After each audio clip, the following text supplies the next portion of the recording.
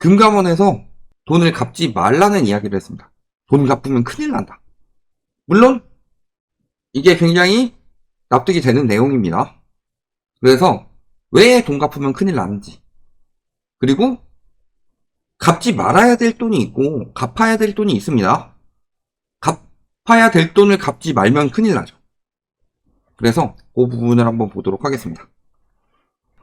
금융사로부터 1200만원은 대출 받았는데, 물론 대부업체에서 받은 겁니다.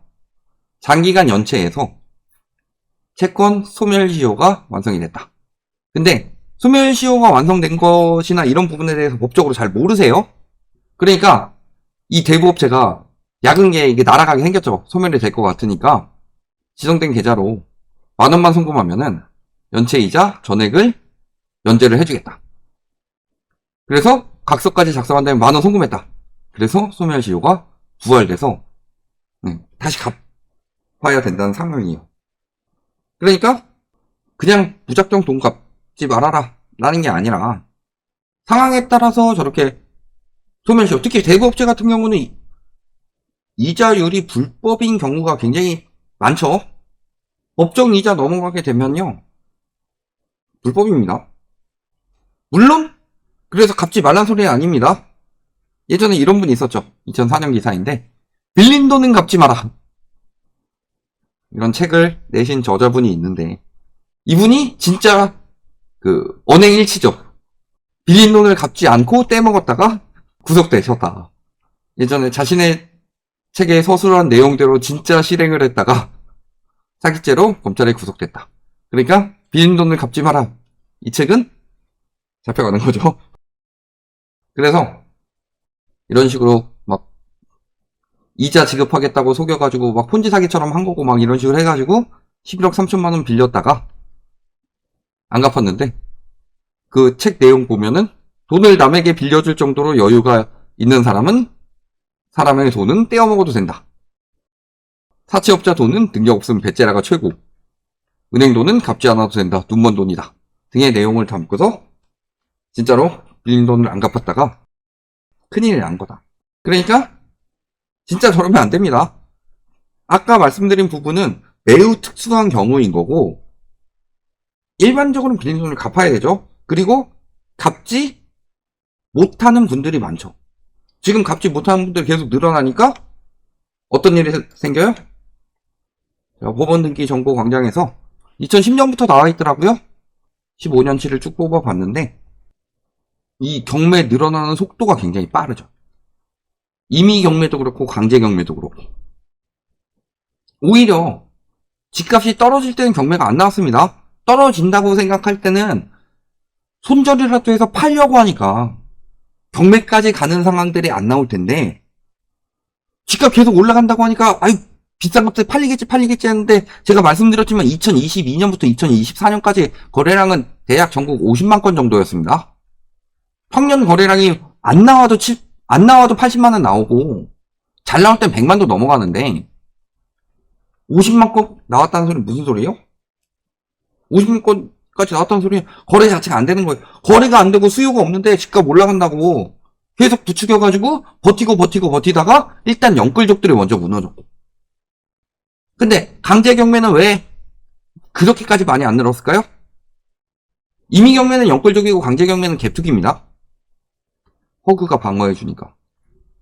그리고 전세가 올라간다고 언론에서 계속 떠들어줘서 사람들의 심리가 전세가는 계속 올라가는 거구나 하고 생각이 들도록 만드니까, 그런 것들 토대로 해가지고 유튜브 상승론자라는 사람들 무슨 이야기예요?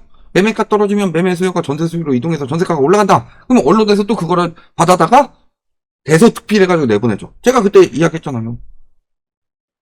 매매 수요가 전세 수요로 이동하긴 뭘. 매매 수요가 되려는 사람들은 보통 전세를 살 정도로 돈이 있어야 매매를 할 수가 있다. 그 수요들이 매매를 안 가고 그냥 전세로 남아있다는데 전세 수요가 어떻게 늘어나냐. 담보 가치가 떨어지는데 어떻게 빌려주는 돈이 더 늘어날 수가 있냐. 은행 가서 물어봐봐라.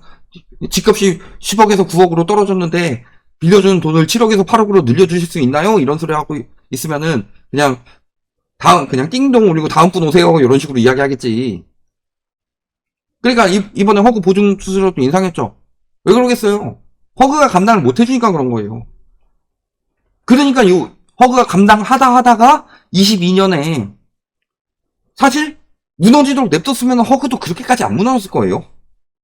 근데 거기서 더 높은 전세를 받도록 만들었는데 그 사람들이 나간다고 했을 때 돌려줄 돈이 없으니까 허그한테 다 부담이 가는 거고. 그렇지만 강제 경매도 앞으로 많이 늘어날 거예요. 왜? 이때는 집값이 떨어질 때 전세가가 올랐지만 지금은 매매랑 전세랑 같은 방향을 가리키고 있죠. 왜? 저 때는 전세 대출을 막 풀어줬던 때였고 지금은 전세 대출로 인해서 전세 시장마저 거품이 쌓인 상황이기 때문에. 그러니까 강제 경매는 사적인 빚이죠. 전세 보증금이라는 사적인 빚을 못 갚아가지고 생겨나는 거고, 임의 경매는 은행 빚을 못 갚아가지고 생겨나는 건데, 영끌족들은 안 살려주고 갭투기꾼들을 살려주니까 강제 경매가 임의 경매만큼 늘어나진 않는 겁니다. 그런데 지금 전세 시장마저 붕괴가 되어가고 있죠. 그렇다는 것은 앞으로 강제 경매도 굉장히 많이 늘어날 거예요. 허그가 여력이 없다는 것들이 계속 드러나고 있기 때문에. 그리고 지금 경매가 늘어나더라도 경매는 지금 늘어나는 것은 지금 데이터가 아니죠. 언제 거 데이터예요. 한 6개월에서 1년 전 데이터잖아요. 너 빚 안 갚았어? 바로 경매.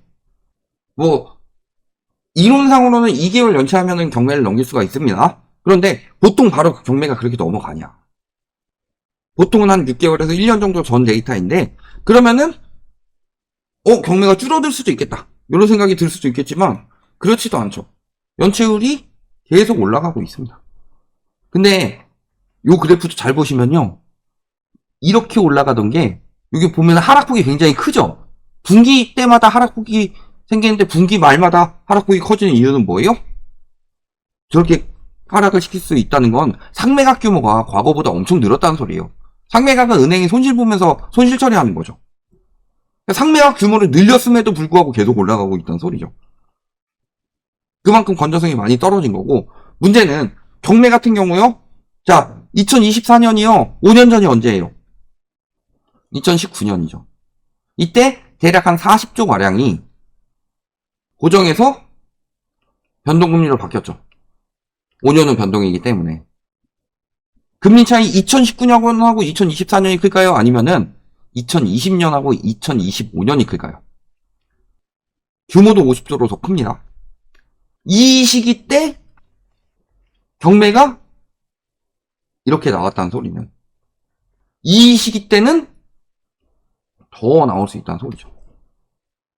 그래서 지금 연체율이 늘어나는 것도 마찬가지고 경매도요, 집값 떨어뜨려가지고 경매 나가기 전에 금매로 처리해가지고 빠져나오는 사람들을 만들어내지 않는 이상, 그 퇴로를 만들어주지 않는 이상 경매도 계속 늘어날 거다. 건설사 살리려고 집값 안 떨어뜨렸죠. 그러니까 집값 안 떨어지네 라고 생각해서 분양이라도 받는 거죠. 거기다가 무슨 얼죽신 이런 말 만들어가지고 신축 사라, 전문가들이 왜 그런 얘기를 계속 하겠어요? 그런 전문가들 태반은 건설사랑 관련이 많아요. 대부분 그런 말 하는 사람들 뭐예요? 부동산 학과 교수들. 그런 사람들 거기 가가지고 건설사랑 밀접한 연관이 많이 있어요. 아니면은 건사년, 주사년 이런데 연구원들이라든가, 혹은 은행 부동산 전문가라는 사람들, 그런 사람들이 막 떨어진다는 이야기 함부로 해요? 그러니까 얼죽신 이야기했다가 진짜 다 얼어 죽었잖아요. 지금 청약 경쟁률이 1대1도 안 되는 단지가 작년에 46%가 나왔답니다. 절반 가까이가 청약 경쟁률이 1대1도 안 됐다는 소리예요. 그거 살리려고 둔촌주공 살리게 하고 실수요들 죽여가지고 금매 못 내놓게 해가지고 경매로 넘어가게 만든 거다 지금. 오죽 이렇게 집값 올라갈 때 언론들이 뭐라고 그랬어요? 집값 잡아야 된다 쓴소리 하는 언론들 거의 없었죠. 뭐라 그래요? 영끌해서라도 사야 된다. 지금 아니면 평생 못 산다. 지금 사지 않으면 너는 벼락거지 된다. 빚내서라도 투자해야 된다. 심지어 북한이 조롱했습니다. 이 말이 한창 유행할 때. 남한의 민생이 불안하다고 주장했다. 물론 똥 묻은 개가 겨 묻은 개 나무란다고 북한의 민생은 많이 불안해질 일이 없습니다. 남한의 민생은 요러다가 안 좋아지면 이렇게 될 수 있지만 북한의 민생은 여기 있기 때문에 쟤네가 우리한테 뭐라고 할 입장은 아니지만 더 망할 게 없잖아요. 우리는 등락이 생길 수가 있어요. 걔는 등락할 게 없어요. 양극화요? 김정은과 아이들 아니에요 거기는? 근데 오죽하면은 조롱을 하겠냐. 그러면서 이런 것들 M4 세대 뭐 벼락거지 줄이니 뭐 이런 것들 다 이야기하고 그러면서 일자리 터져 나가고 오죽하면 북한에서 조롱을 하겠냐. 우리나라 언론이 하는 행태가 얼마나 그러면 그런 기사 보신 적 있어요? 자, 한국 신뢰도는 28개국 중 27위입니다. 꼴찌는 이웃나라 재팬. 정부와 기업, 언론, NGO에 대한 신뢰도. 여기서 28개국 중 27위다. 작년에는 25위였는데 더 떨어졌다. 오죽하면 저러겠냐. 특히 언론 신뢰도 같은 경우는 몇 년째 꼴찌 한 적 있었죠. 자국민들이 언론도 못 믿겠고 정부도 못 믿겠고 저기 두 개 다 뭘로 떨어졌겠냐. 북한에서도 비웃을 만큼 사람들 조장하고 경제가 임양된 데는 언론의 책임이 굉장히 막중하다고 봅니다. 언론에서 거품 경고를 하지 않고 거품을 부추기니까 사람들이 쏠리는 거예요. 언론의 자유가 왜 있는 거예요? 언론의 자유는 국민의 알 권리를 위해서 있는 거죠. 근데 언론이 편향적으로 보도해가지고 국민들의 인식을 가스라이팅 시켜가지고 바꿔놓으면은 우리나라가 과연 언론의 자유를 줄 필요가 있는 나라냐. 그런 생각도 드는 거고. 그럼 또 언론 탄압이라고 하겠죠? 그러니까 요즘에는 오죽하면은 언론보다 유튜브를 더 믿겠다 이런 사람들도 많아요. 오죽하면 그러겠냐. 그 결과가 지금 나오고 있는 거고, 물론 아까 뭐 시작은 그냥 우스갯소리로 빚 갚으면 큰일 나는 사례에 대해서 이야기를 했지만, 지금 빚을 갚지 못해서 큰일 난 사람들이 수두룩하다. 이게 우리나라 현실이고, 앞으로 거기서 생겨나는 문제들이 어마어마할 것이다. 이렇게 보시면 되겠습니다.